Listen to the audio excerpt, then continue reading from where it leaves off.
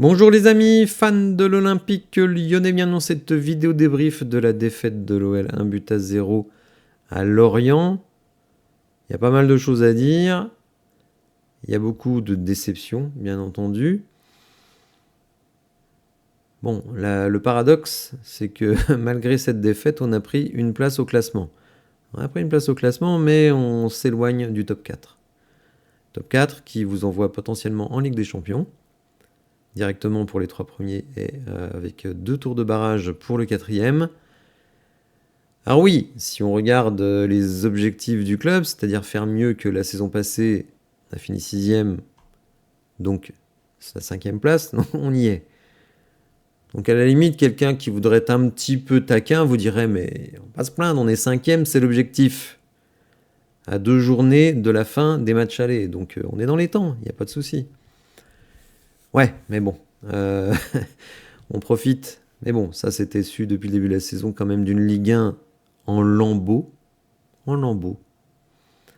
avec vraiment beaucoup d'équipes qui sont en grande difficulté financière. Donc même la baisse de qualité de l'effectif de l'OL, normalement, devrait vous permettre peut-être de viser même plus haut que la 5e place. Seulement, à un moment donné, il faut mettre les ingrédients. Et hier, il y a une équipe qui a mis les ingrédients, c'est celle qui joue à domicile, et puis l'autre qui les a pas mis du tout.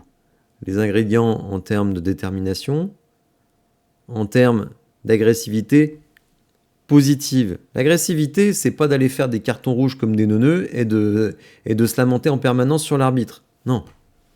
L'agressivité, c'est dans les duels. L'agressivité, c'est dans le jeu. Donc, ces ingrédients-là, on les a pas mis. On ne les a pas mis. Et en plus, je trouve qu'on a envoyé un 11 qui n'était pas du tout adapté. Et là, Paulo Fonseca, il va prendre la foudre. Et oui, c'est pas parce que j'apprécie l'entraîneur et que je trouve que, globalement, il fait du bon travail, que ponctuellement, comme ça avait été le cas à Nice par exemple, je ne vais pas critiquer ses choix. D'ailleurs, quand j'avais publié ma vidéo de présentation du match, celle de vendredi, pas celle d'hier, vu que Clinton Mata était de retour, je pensais qu'on allait repartir en défense à 4. Bon, de base, je n'aime pas du tout la défense à 3. Et d'ailleurs, dans le deuxième point, je vais montrer que voilà, c'était une illusion. La preuve par les chiffres, tout simplement. Alors Paulo Fonseca, évidemment, se défend. Il ne va pas dire la défense à 4, à 3, c'est de la merde, vu qu'il a choisi de la mettre sur les 3 derniers matchs. Donc on dirait, attends, tu trouves que la défense à 3, c'est pas bon, mais tu la mets quand même. Bon, donc voilà, je vais faire un petit peu le procès de la défense à 3, mais argumenté, évidemment. Bon, on parlera du reste, évidemment, vous avez l'habitude sur les débriefs. On va commencer par la composition d'équipe. Alors, on retrouvait Graves dans les buts, bon, logique.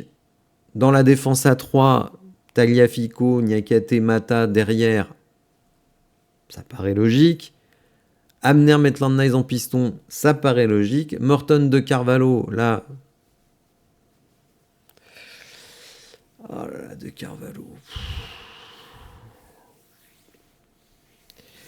On n'a pas envie de s'acharner sur un jeune joueur.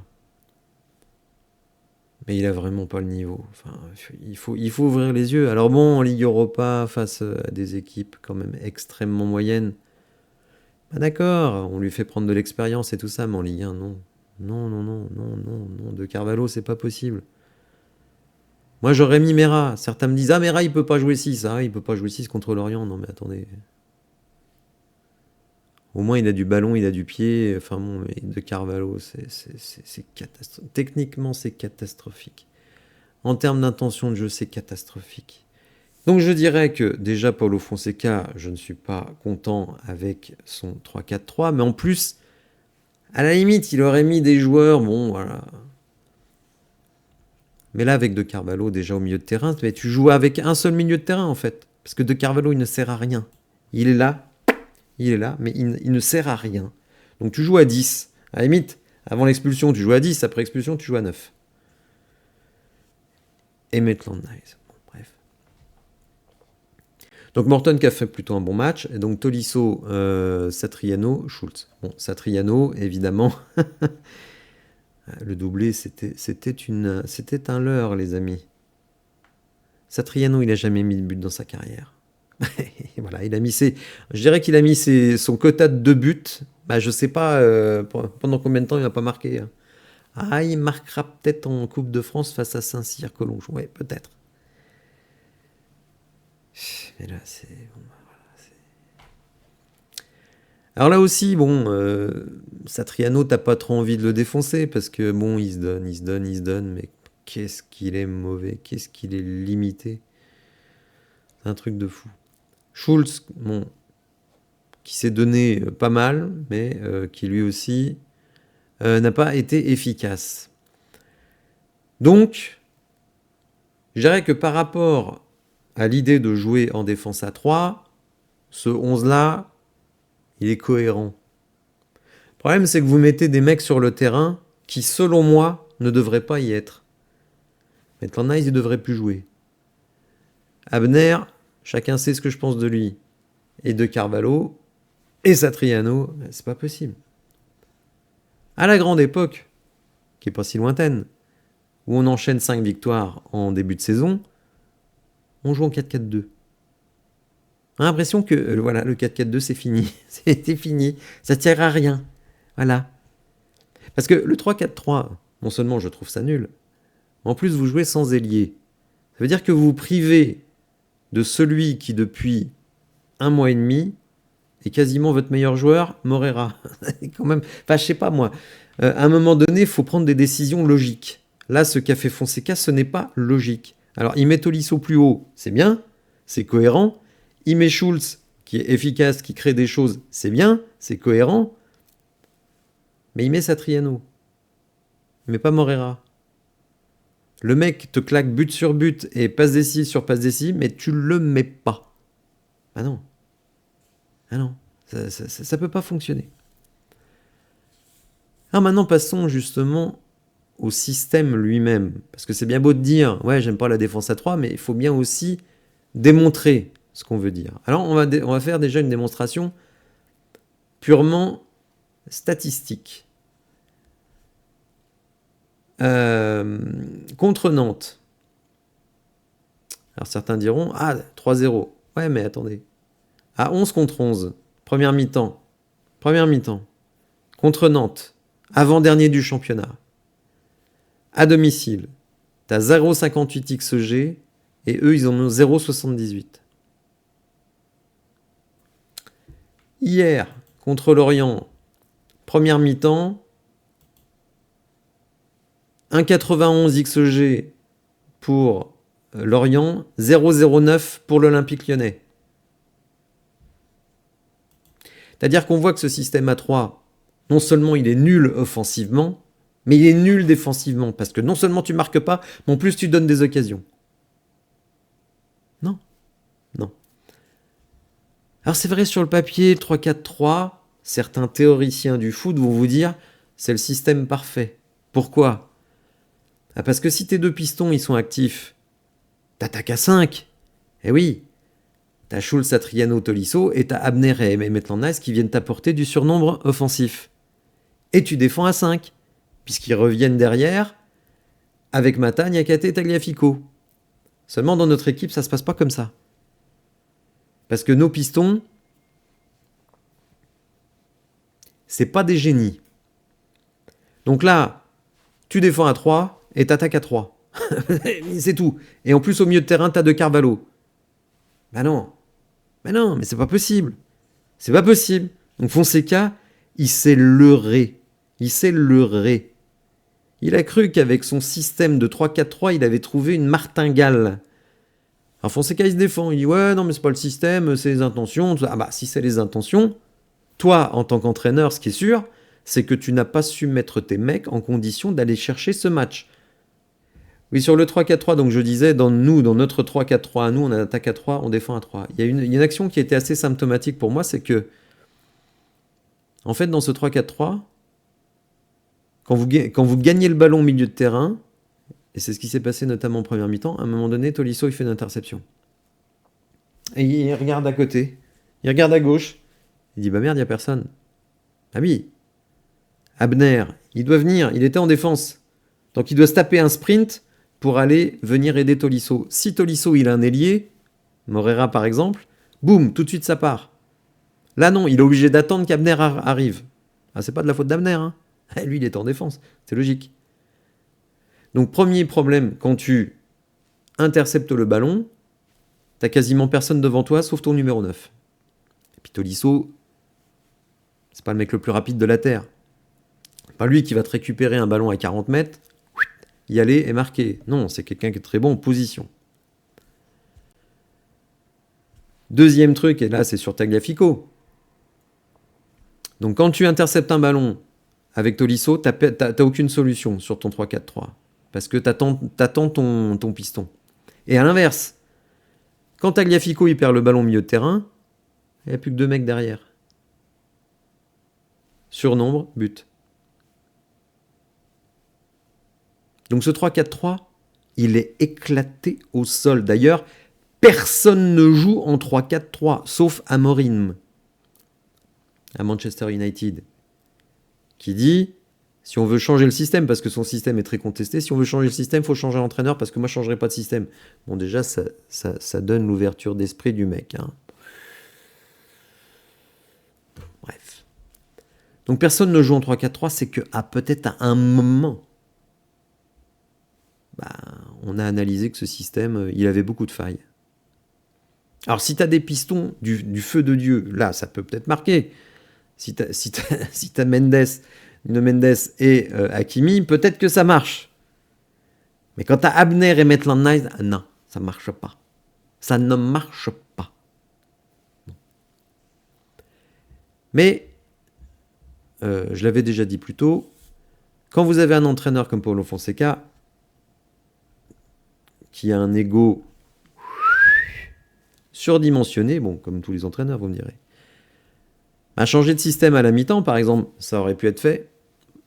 Ah bah non, c'est reconnaître qu'on s'est planté.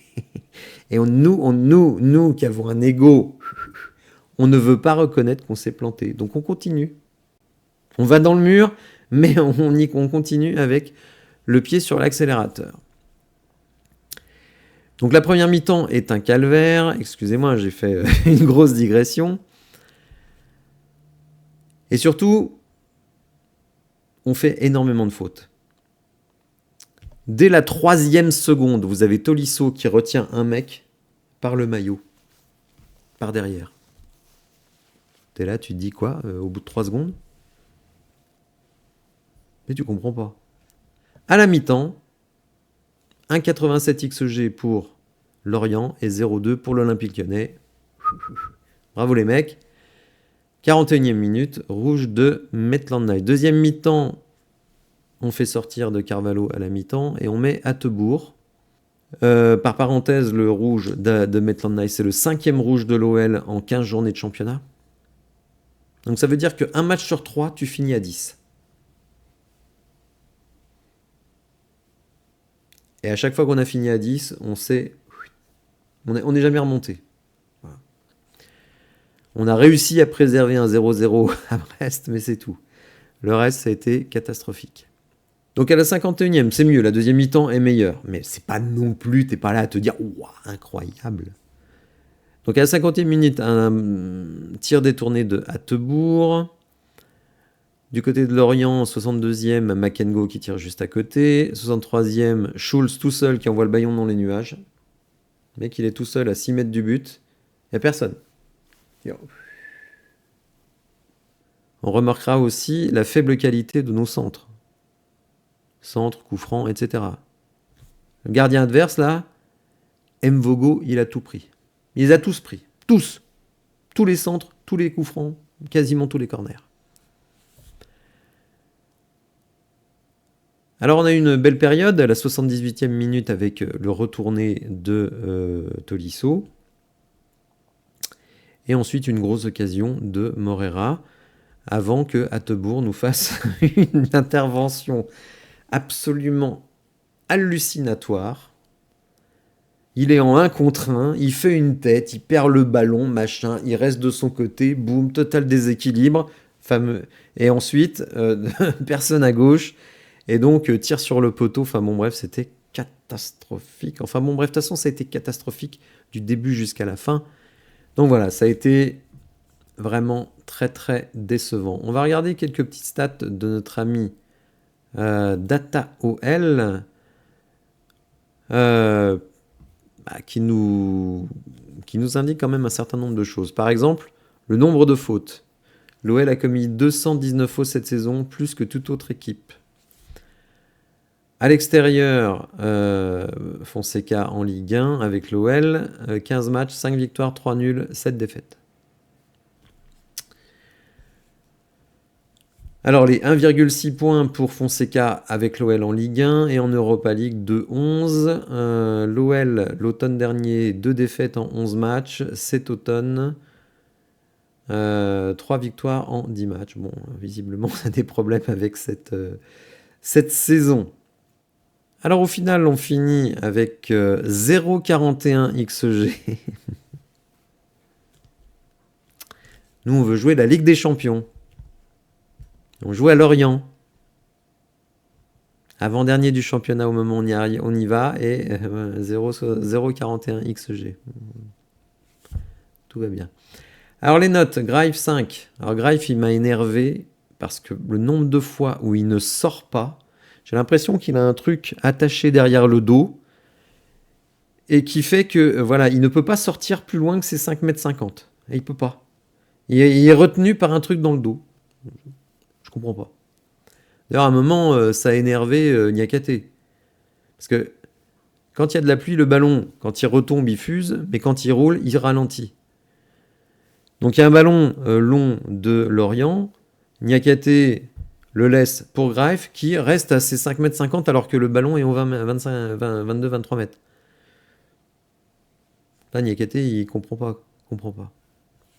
Bref, bon, et puis il y a d'autres moments où il sort pas, ça m'a énervé. Mata 4, c'est lui qui lâche le marquage sur le but. Niakate 4,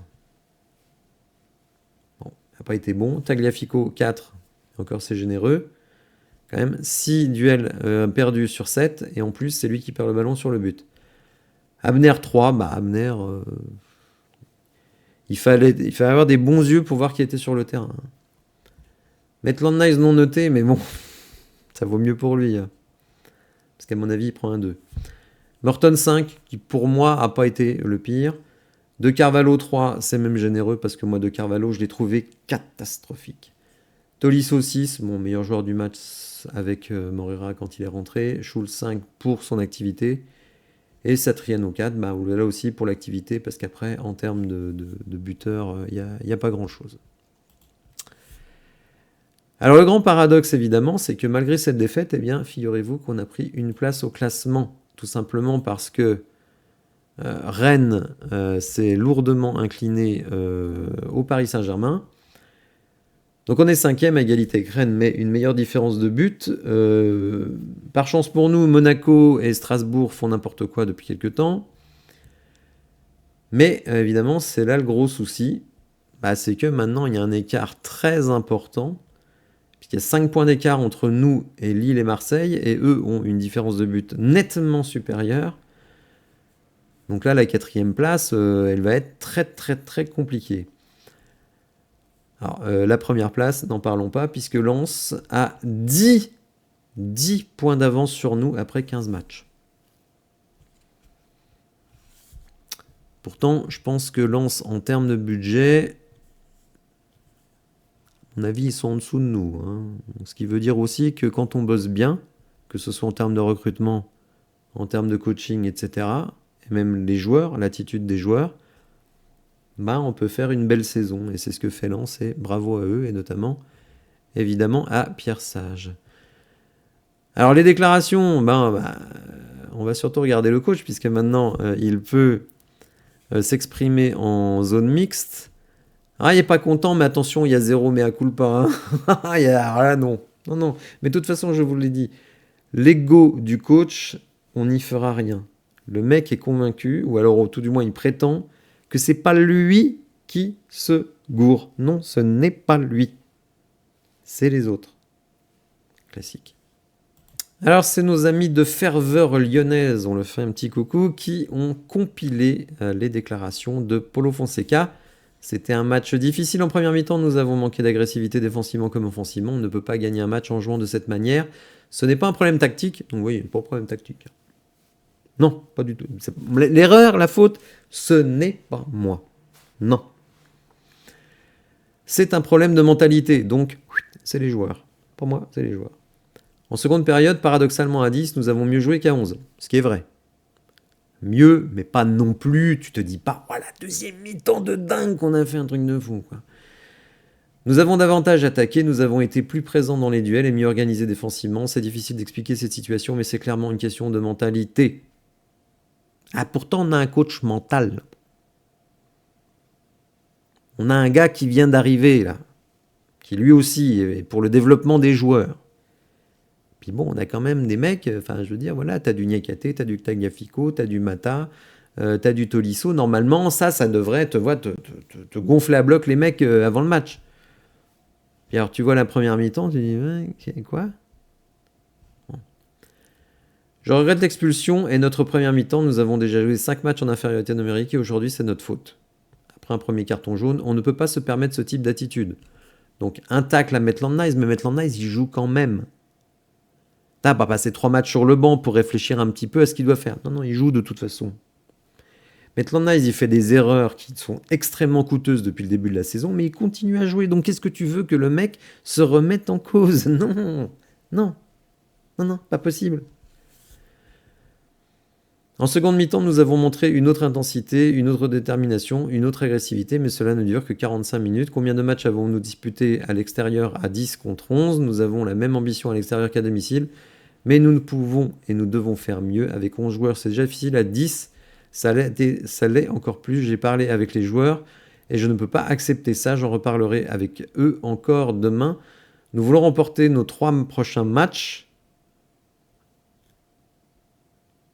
C'est sûr que si tu gagnes pas, Go Ahead Eagles. Je ne savais même pas que ça existait comme équipe. Le Havre à domicile et Saint-Cyr-Collonges en Coupe de France, oui. Quelle ambition, les amis! C'est notre ambition pour bien terminer l'année et pour cela nous devons montrer un autre visage. Bah oui, mais bon, les problèmes d'attitude, ça va, ça vient, c'est toujours comme ça fait des années et des années. On a l'impression que c'est endémique du côté de l'Olympique Lyonnais. On n'arrive pas à trouver de solution. On nous met des coachs mentaux qui visiblement ne servent à rien. Bon bah ça continue. Bah, de toute façon, bon, c'est simple les amis. Pour être dans le top 4, il faut être performant sur la durée, et là, clairement, on ne l'est pas.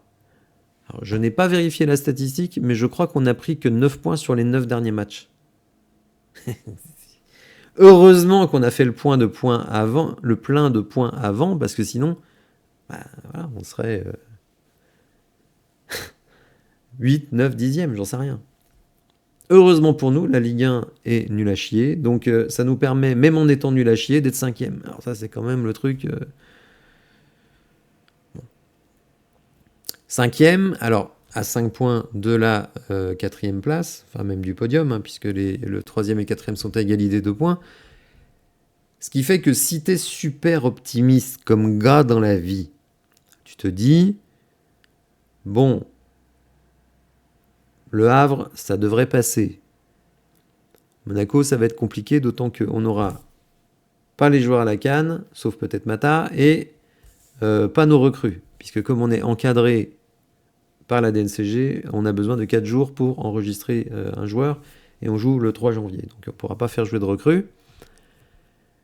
Et bon, tu te dis, voilà, avec les mecs qui vont revenir de blessure, Nuama, Fofana, les recrues, donc Henrik, peut-être d'autres,